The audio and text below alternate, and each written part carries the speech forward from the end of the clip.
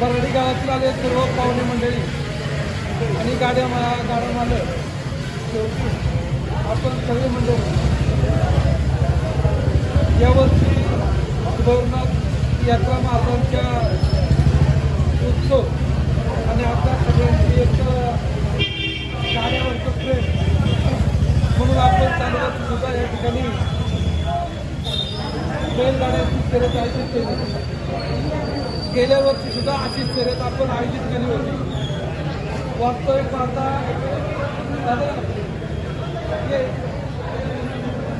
आम्हाला मनापासून आनंद गावाला ह्या गोष्टीचा होत आहे. पुणे जिल्हा किंवा पुणे जिल्ह्याच्या बाहेरून तुम्ही सगळी नामांकित मंडळी आपल्या ह्या छोट्याच्या परडी गावावर प्रेम करून एवढ्या लांबून बैलगाडा शर्यतीसाठी आलात. मी मनापासून गावच्या वतीनं आपलं स्वागत करतो, धन्यवाद देतो. वास्तविक पाहता बैलगाडा शर्यत हा खेळ जरी एक तुमचा आमचा आनंद लुटायचा जरी खेळ असला तरी एवढ्या छोट्याशा गावामध्ये एवढे नामांकित सगळे बैलगाडा मालक येणं हे मी माझ्या गावाच्या दृष्टीनं एक आनंद समजतो किंवा तुमचं ऋण त्या ठिकाणी व्यक्त करतो. सकाळपासून जवळजवळ 130 गाड्या सकाळपासून पळाले. अत्यंत कुणाला लागलं नाही, कुणाला इजा नाही, काय नाही.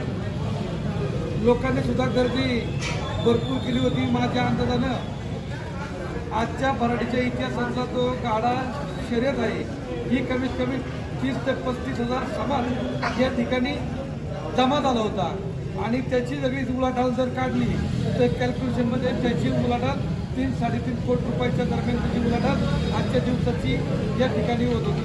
म्हणजे एवढ्या मोठ्या प्रमाणामध्ये आपण सगळ्या मंडळींना याच्यामध्ये आनंद लुटायचं काम या ठिकाणी होतं. परंतु दुपारी 1-1.5 तासापूर्वी पावसाचं पाळी आली आणि 23-25 गाड्या त्या ठिकाणी ज्यांना टोकन दिले होते ते गाडे पळायचे त्या ठिकाणी बाकी राहिलेले आहेत.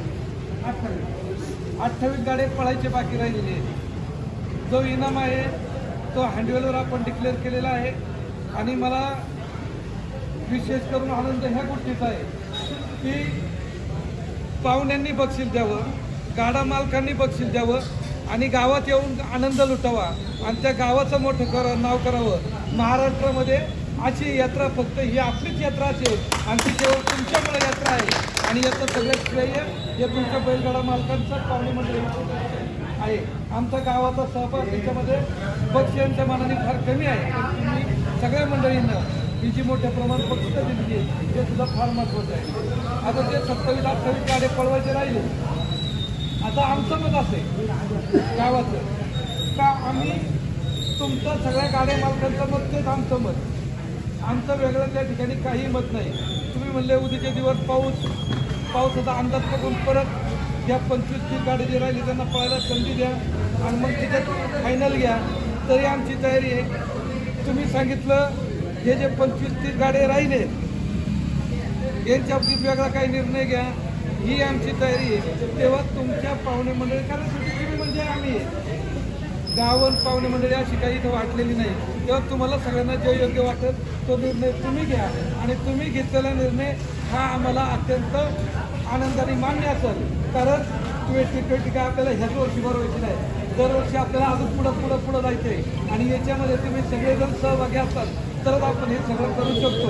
तेव्हा माझी कुणाला हे करा आणि याच्यानंतर हिंगे साहेबांना विनंती करतो तर तुम्ही याच्यानंतर निर्णय म्हणजे अंदाज घ्या.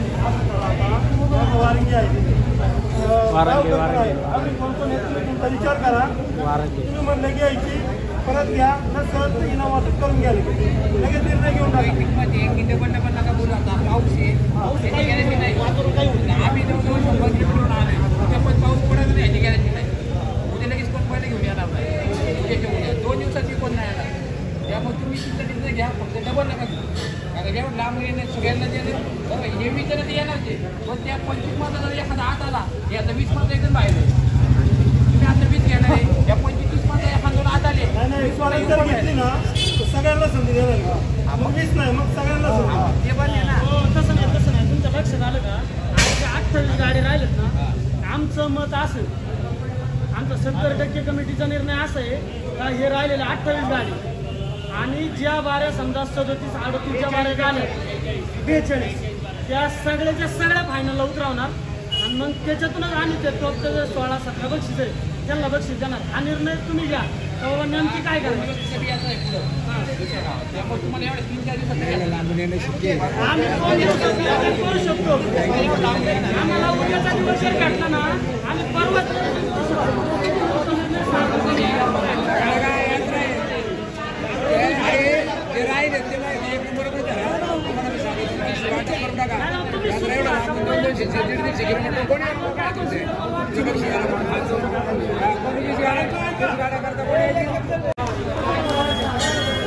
काय होतं उद्या यायचं म्हणलं परत करतो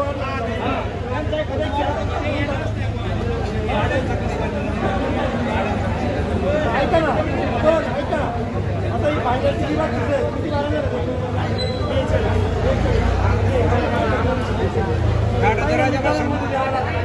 त्यांनी तसं हँडल